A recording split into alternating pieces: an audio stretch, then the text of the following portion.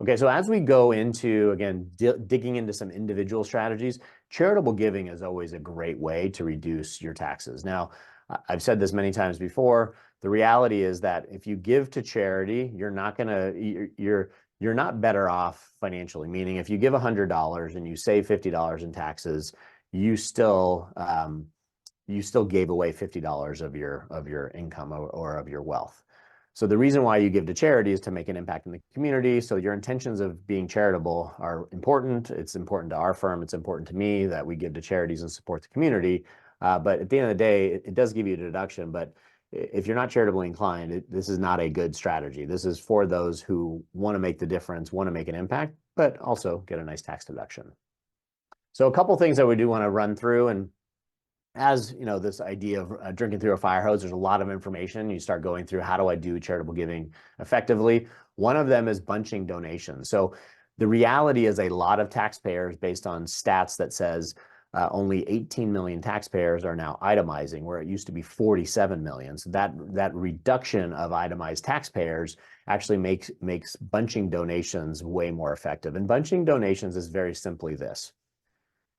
If you are not itemizing every year, itemizing your taxes, then, and you're giving, let's say, $10,000 to charity, you are technically not getting the deduction for that. So bunching deductions would say, okay, in 2024, instead of giving 10,000, I'm going to do 20. And then next year, I'm going to do 0. Then next year, I'm going to do 20. So essentially what you're doing is you're doing 20 this year, which is basically 10 for this year and 10 for next. You're just pre-funding it. And by bunching those donations, then you get credit for the charitable giving.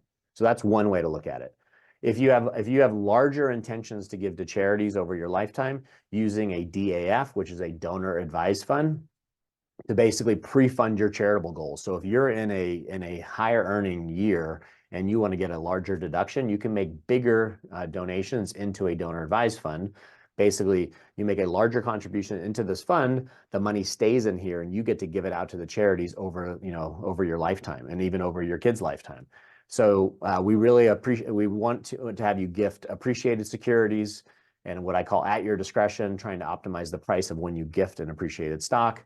And then these are really effective for giving to charities on a regular basis, like monthly, quarterly, or annually. Additionally, gifting appreciated securities versus writing a check. I can't tell you how many times people just write checks to charities, and there's a better way of doing it. So if this is you, I love the intent of giving to charities, but please stop giving it cash. Stop writing checks. Give appreciated securities. Here's a simple example of this. So if you gave $10,000 and you're in the highest tax bracket here in California, you're in the 50% tax bracket, your $10,000 gift goes to the charity. They get to have the benefit of that $10,000. You save $5,000 in taxes, and so your tax savings is 50%. However, if you decide instead to give an appreciated security, so this could be a stock, an ETF, a mutual fund, some sort of investment, it could be Bitcoin, right? Anything that is appreciated in value. Let's say you purchased an investment you purchased for $2,000. It has grown in value. It's now worth $10,000. So you have an $8,000 unrealized gain. If gifted instead of sold, you will save capital gains, and you're going to save the